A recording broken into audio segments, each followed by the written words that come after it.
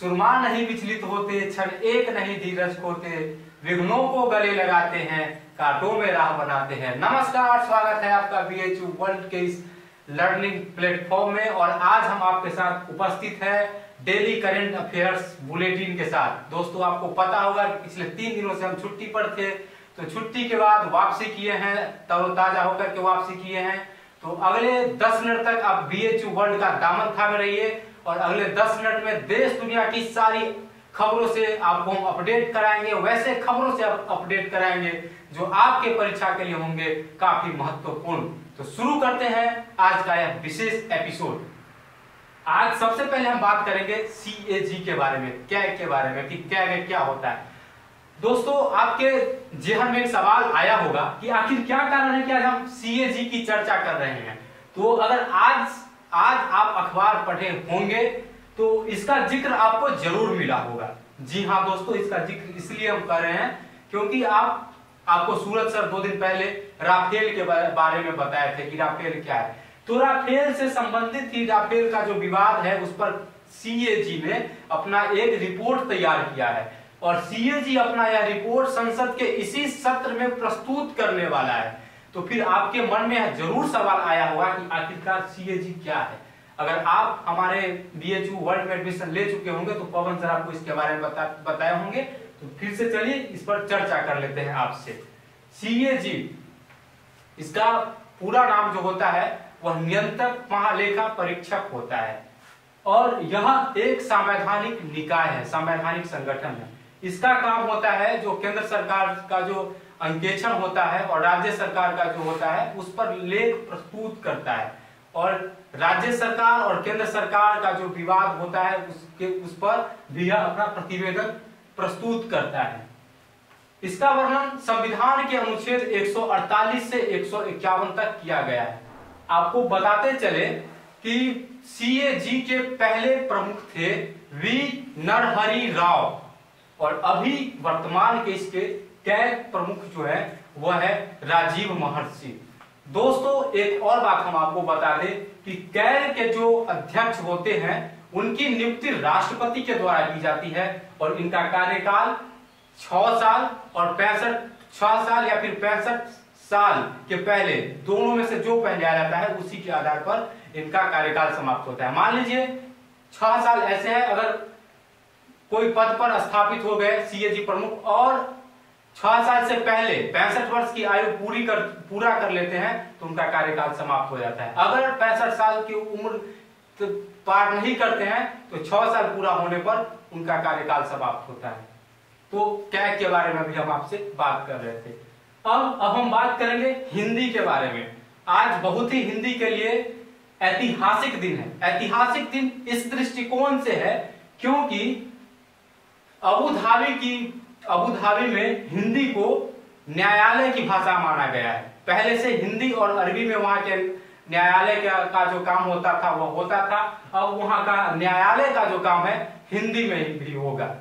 इस तरीके से अबू धाबी विश्व का ऐसा देश बना है जहां न्यायालय की भाषा अब हिंदी भी होगी। आपको जानकर बहुत ही आश्चर्य होगा कि भारत में भले ही यह कहा जाता है कि भारत की राजभाषा हिंदी है, लेकिन यह बहुत ही आश्चर्यजनक बात है कि भारत में न्यायालय की भाषा हिंदी नहीं है। हालांकि इस पर याचिका दायर की गई है और इस पर सुप्रीम कोर्ट अभी विचार कर रही है, लेकिन अभी तक इस पर कोई फैसला आया नहीं। इसके बाद हम और बता दें कि हिंदी भारत के अलावा विश्व के 7 देशों में बोली जाती है, जिसमें Pakistan, Bangladesh, Nepal, Trinidad and Tobago, Singapore, Mauritius समेत 7 देश हैं। एक बात और आपको हम बताते चले कि पूरे विश्व के 40 देशों के 600 यूनिवर्सिटी में हिंदी की पढ़ाई होती है। तो आप हिंदी का महत्व समझ सकते हैं कि हिंदी का क्या महत्व है हिंदुस्तान से बाहर भी। ऐसा नहीं है कि हिंदी सिर्फ हिंदुस्तान तक सिमटा हुआ है। दोस्तों, अब हम बात करेंगे जनधन योजना की। जी हाँ, जनधन योजना की। जब आप आज का अखबार पढ़े होंगे तो जनधन योजना का भी उसमें जिक्र था। एक रिपोर्ट में कहा गया है कि जनधन योजना के अंतर्गत अभी तक 9 लाख करोड़ जनधन योजना के अंतर्गत जो खाते खोले गए थे उसमें जमा हो चुके हैं। 9 लाख करोड़। तो अब जनधन योजना पर बात कर ली जाए।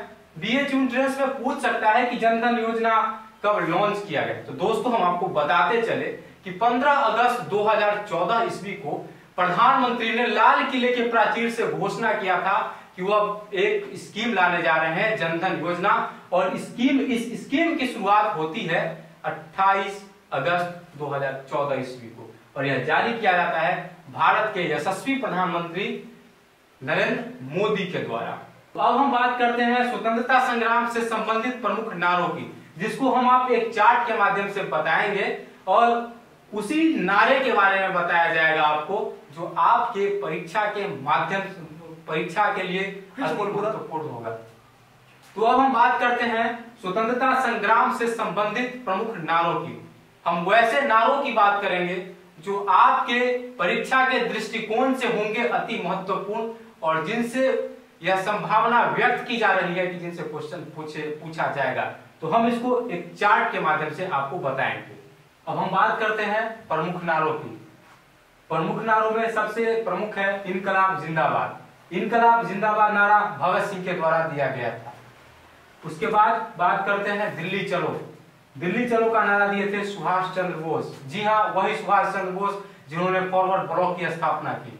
और सुभाष चंद्र बोस भारतीय स्वतंत्रता संग्राम के ऐसे नायक थे जिनको आज का प्रत्येक युवा सलाम करता है और जिनकी आजादी में सबसे महत्वपूर्ण भूमिका रही थी। अब हम बात करते हैं वेदों की ओर लौटो। वेदों की ओर लौटो नारा दयानंद सरस्वती के दिया गया था और आपको पता हो कि दयानंद सरस्वती भारतीय पुनर्जागरण के पिता भी कहे जाते हैं। वेदों की ओर लौटो के बाद अब हम बात करेंगे जय हिंद। जय हिंद सुभाष चंद्र बोस के द्वारा दिया गया नारा था और यह नारा भी बहुत ही प्रसिद्ध नारा था। सुभाष चंद्र बोस के द्वारा यह भी दिया गया था। इसके बाद बात करेंगे संपूर्ण क्रांति की। जी हाँ, संपूर्ण क्रांति का नारा जयप्रकाश नारायण के द्वारा दिया गया था और यही संपूर्ण क्रांति आपसे परीक्षा में ऐसे ही पूछा जा सकता है कि समग्र क्रांति के प्रणेता कौन थे या फिर संपूर्ण क्रांति के प्रणेता कौन थे। तो उसका उत्तर होगा जयप्रकाश नारायण। 2016 के क्वेश्चन में अब पूछा भी जा चुका है। उसके बाद साम्राज्यवाद का नाश हो।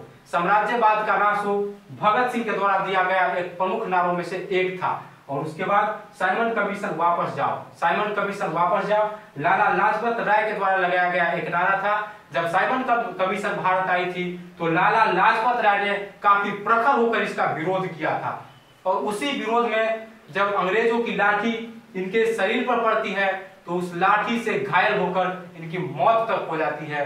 लेकिन इनके शरीर पर जो एक एक लाठी का प्रहार होता है वही प्रहार अंग्रेजों की कील में, अंग्रेजों की ताबूत में कील ठोकने का काम करता है और स्वतंत्रता भारत आजाद होता है।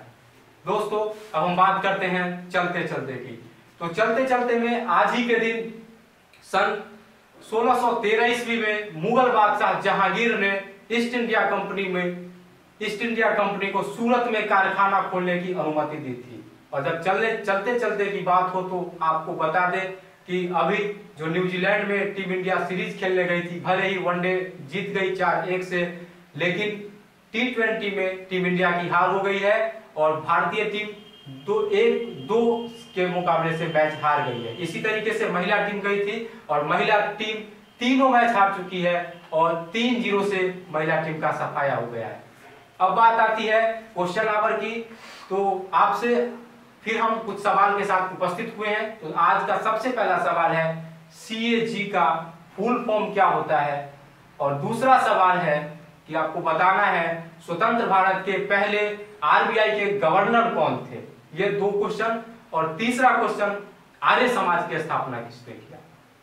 दोस्तों अगर आज का यह वीडियो आपको अच्छा लगा हो तो लाइक, शेयर, कमेंट और सब्सक्राइब जरूर करें।